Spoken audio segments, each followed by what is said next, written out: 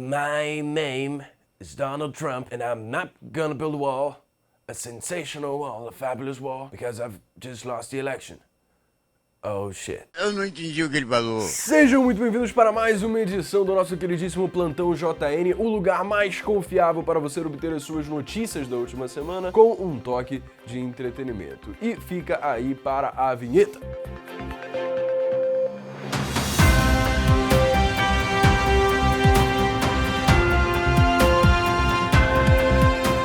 Mas antes da gente começar a esclarecer este povo maravilhoso sobre as notícias da nossa última semana, deixa o like nesse vídeo, porque assim a gente consegue levar o plantão para mais pessoas e mais pessoas serem beneficiados pelas notícias fresquinhas que o nosso time com tanto carinho compilou aqui para você. Então, sem mais, vamos lá. Bom, como a gente tinha falado aqui no nosso segundo plantão JN, o Conselho Deliberativo de Fundo de Amparo ao Trabalhador estava estudando a possibilidade de aumentar o número de parcelas a serem concedidas pelo seguro-desemprego. Na época a gente tentou fazer aí com que se estendessem 2 meses de parcela de seguro-desemprego, de forma que uma pessoa pudesse ganhar não só durante 5 meses, mas passasse a ganhar 7. Mas a proposta foi rejeitada. O governo não aceitou, argumentando que isso traria muitas despesas, afinal essa seria uma medida que beneficiaria 6 milhões de pessoas, colocando aí mais um gasto para o nosso governo de 16,1 bilhões de reais. Uma atitude pertinente da parte do nosso governo, que afinal em 2020 está projetado para ter um déficit primário de 871 bilhões de reais. E caso você não sabe o que é déficit primário, basicamente isso daqui significa que o governo gastou 871 bilhões de reais a mais do que o que ele arrecadou. E aí você me pergunta: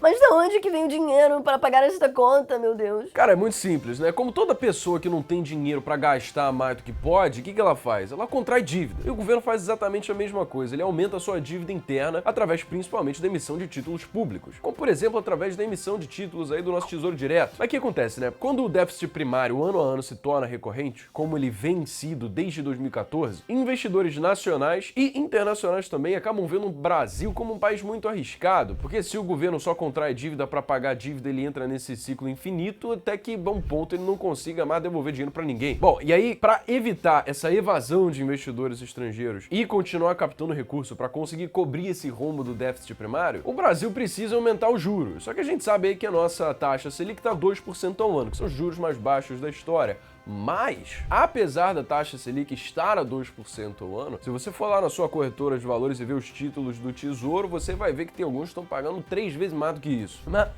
vamos dar um passo para trás aqui. Então, o governo não tem dinheiro e ele precisa aumentar as taxas de juros para fazer com que investidores internacionais e nacionais queiram deixar o dinheiro aqui. Porque aí o prêmio sobre esse risco seria compensado. Mas isso ainda não resolve o problema. Se ele não tem nem dinheiro para pagar a dívida que tem hoje, como é que ele vai pagar ainda a dívida com juros que são maiores ainda? Então, né, uma forma de fazer isso é imprimindo moeda. Mas a gente sabe que a impressão de moeda só traz mais dinheiro para a economia, não aumenta a quantidade de riqueza. E se a quantidade de riqueza no nosso país se mantém, mas a quantidade de dinheiro aumenta para o cacete, então o que acontece é que a nossa moeda perde valor. Esse é um processo que basicamente se chama de inflação. No final, cara, as consequências desse déficit primário exorbitante e o descontrole das contas públicas, principalmente guiado aí por medidas excessivamente populistas, que, amém, essa não chegou a passar, tudo isso gera desconfiança nos investidores, incentivando a evasão de riqueza do Brasil para o exterior, o que desvaloriza a nossa moeda em relação ao dólar e aumenta a inflação. Ou seja, é aquilo, né? A gente entra nesse ciclo vicioso e corrosivo de endividamento, desconfiança e inflação que só prejudica a população brasileira. Aí teve uma contraproposta, propondo aí conceder essas 2 parcelas extras do auxílio-desemprego apenas para quem foi demitido sem justa causa entre 20 de março e 31 de julho de 2020. Isso daí, nas contas do governo, teria um gasto de mais 7,3 bilhões de reais e beneficiaria 2,76 milhões de pessoas. É doideira, eu não sei de onde é que vem essas pessoas que ficam trazendo essas medidas. É como se o governo tivesse dinheiro infinito. Eu sou rica!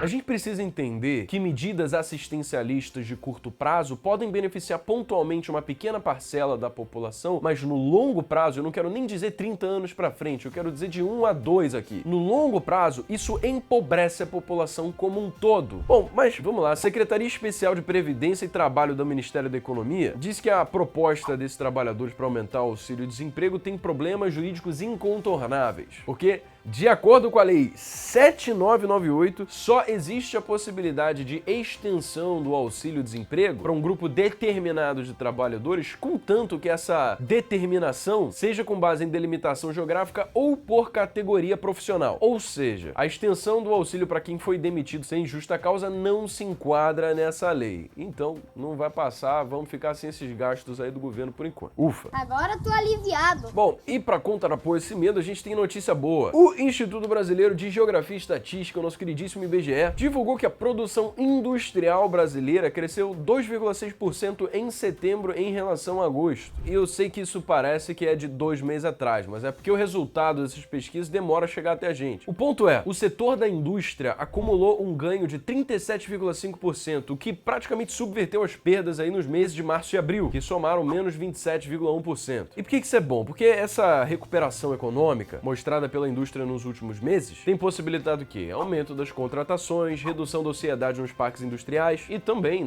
como um setor em crescimento, trazendo aí o aumento da vontade de empresários investirem mais ainda nesse setor, desenvolvendo a nossa indústria. E colocando em perspectiva com o nosso relatório Focus, que disse que o nosso PIB deve chegar aí a 4,81% de queda nesse ano de 2020, o PIB industrial só deve encolher 4,1% ano a ano e nesse terceiro trimestre ele já deve crescer 10%. Bom, entendendo que o PIB é nada mais do que mede a totalidade de bens e serviços produzidos em um determinado período de tempo em alguma região, e se a gente considerar que as indústrias são responsáveis por boa parte dos bens do nosso país, quanto maior for o volume de produção do setor, maior vai ser a sua contribuição para o PIB. E a gente sabe que o aumento de produção associado ao também um aumento de demanda é um ponto de partida que favorece um ciclo virtuoso que beneficia o nosso crescimento econômico.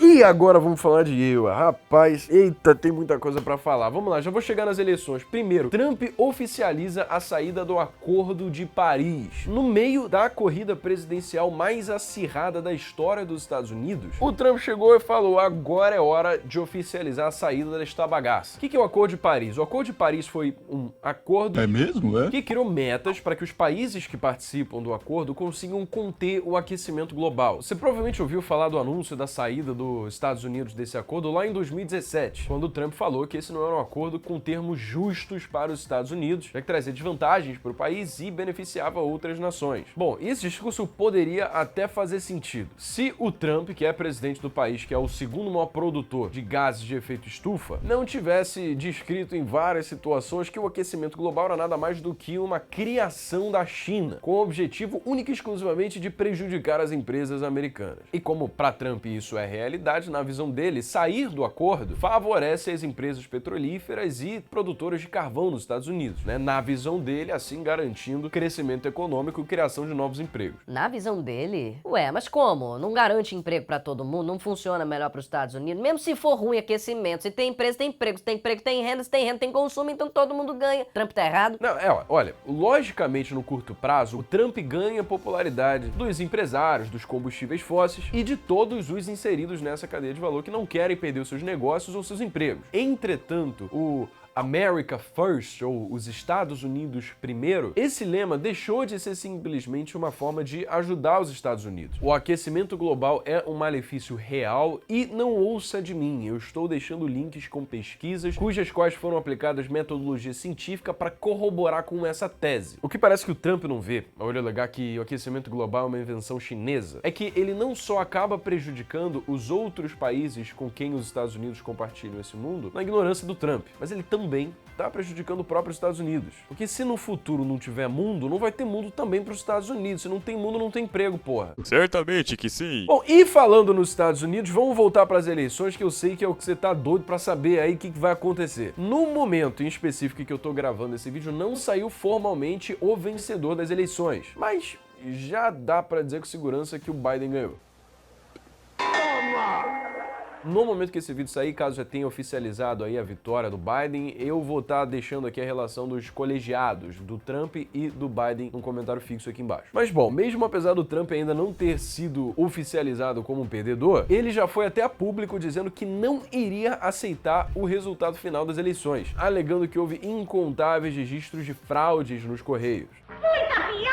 Que tipo de fraude? Cara, eleitores fingindo ser outras pessoas, número de envios em municípios maiores do que o número de registros do que deveria ter sido enviado. Aí a gente pensa, bom, realmente, o Trump está errado em não querer aceitar um resultado onde teve fraude, porque, caso você não saiba, o modelo dos Estados Unidos é muito suscetível a isso, sim. Cara, errado ele não tá, mas assim, existe fraude dos dois lados. Então, numa boa, né, não ia fazer diferença, Trump. Mas o que isso interfere aqui no nosso país? Eu fiz um vídeo explicando o que iria acontecer com o Brasil e com o seu bolso caso ou o Biden ou o Trump ganhasse. Então eu vou entrar mais em detalhes nesse vídeo que vai estar aparecendo aqui em cima. Mas só pra você não ficar sem nada, a gente sabe que a relação entre o Bolsonaro e o Biden não começou bem, porque o Biden chegou dizendo que iria captar 20 bilhões de dólares para proteger a Amazônia das queimadas que estão acontecendo em nosso território, e o Bolsonaro olhou e falou que isso é um absurdo, disse que era um atentado contra a soberania nacional brasileira. E bom, a gente sabe que diplomacia, ainda mais com os Estados Unidos, a gente sabe que é uma coisa que pelo menos é minimamente inteligente de se fazer. Mas o Bolsonaro só gosta do Trump. Quer dizer que o Trump deveria ganhar? Não, porra, porque se o nosso presidente amasse o Biden, então também poderia ser bom pra gente. E também, seguindo, né, essa oficialização da retirada dos Estados Unidos no Acordo de Paris, o Biden já alegou que caso ele de fato consiga ser eleito, que provavelmente foi, ele vai recolocar os Estados Unidos no acordo. E agora, chegando no final do nosso plantão JN, fica aí que isso daqui é importante, hein, mano? Vai embora não. Falando no nosso próprio Brasil. Enquanto a oposição fica absolutamente desnorteada com o aumento da popularidade do nosso presidente Bolsonaro nas pesquisas, o lugar do principal crítico do nosso presidente foi ocupado por ninguém menos do que aquele que, caso o Bolsonaro sofra impeachment, vai assumir o cargo da presidência. Parece que o nosso atual vice-presidente Hamilton Mourão e o nosso atual presidente Jair Bolsonaro não têm concordado em muitas coisas. Enquanto o Bolsonaro tem usado ativamente o seu Twitter para apoiar o candidato a presidente norte-americano Donald Trump, o Mourão basicamente deu chega pra lá no Bolsonaro dizendo: nós não temos nada a ver com as questões internas americanas. Essa foi só o cutucão ali, teve muito uma coisa ainda. Mesmo depois daquele veto que o Bolsonaro tinha feito sobre a compra da Sinovac, das vacinas chinesas aqui pro Brasil, o Mourão falou que sim, o governo vai comprar a vacina chinesa contra o Covid. O vice-presidente, inclusive, afirmou que os recursos para a produção dessa vacina internamente aqui no Brasil já foram colocados ali no Instituto Butantan. O Mourão também defendeu a licitação da empresa Huawei para implementar a tecnologia 5G aqui no Brasil, contrariando o Bolsonaro, né, que queria botar aí a tecnologia dos Estados Unidos. O que o Bolsonaro quer é dar um beijão naquela boquinha do Trump. Qual que foi o argumento do Bolsonaro? O Bolsonaro falou: não vou fazer com a China porque a China é uma ditadura. Aí Mourão chegou e falou o seguinte: se a China é um partido único ditatorial, isso é problema deles. Isso em nada atesta a incompetência deles em produzir tecnologia de qualidade que possa ser amplamente usada no Brasil. Cara, e isso é aquela coisa, né? Isso cria basicamente uma falta de alinhamento do nosso próprio governo. A gente sabe que o Mourão foi eleito porque o Bolsonaro foi eleito também. Então nem as pessoas que num primeiro momento mais estariam alinhadas com o governo do Bolsonaro, hoje a gente pode dizer que ainda estão. E com isso, nada de novo sobre o sol, a gente vê um Brasil que é polarizado, desorganizado, que afasta investidores e que gasta demais. E para fechar, a última notícia aqui do nosso plantão JN. A Volkswagen anuncia um serviço de carro por assinatura. A Volkswagen acabou de entrar, né, no mercado de serviço de carro por assinatura. Que bagaça é essa? Não sei. O que é esse modelo de assinatura? É porque, de acordo com a Volkswagen, né, essa tendência da economia descentralizada e economia compartilhada vai criar um fluxo de pessoas que cada vez mais vão preferir, ao invés de comprar um carro, fazer uma assinatura, de forma que ela sempre tenha experiência de dirigir um carro novo sem precisar desembolsar uma quantidade absurda de dinheiro logo de cara. Só que é diferente simplesmente um aluguel de carro, porque o serviço inclui documentação de PVA, licenciamento, emplacamento, seguro, manutenção preventiva e franquia de 1.800 quilômetros por mês. Porra!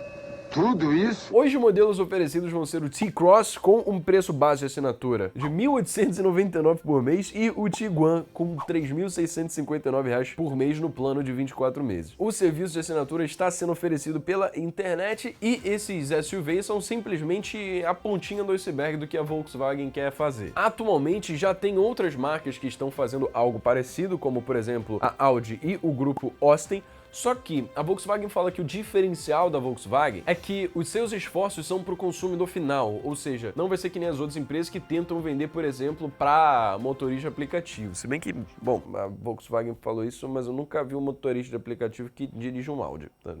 Bom, quem sou eu, né? E se você chegou até o final dessa nova edição do Plantão JN, eu sinceramente quero saber quem foi que se dispôs a assistir todas as notícias. Então comenta aqui embaixo até o fim, Brenão. Eu realmente gosto de ficar vendo os comentários aqui, então comenta. Deixa o like nesse vídeo para ele poder ser levado para mais pessoas. Se inscreve no canal, ativa as notificações, que é só clicar no sininho ali para você receber as próximas edições do Plantão JN. E sem mais, beijo enorme para você. Meu nome é Breno Perrucho e esse é o Jovem de Negócios.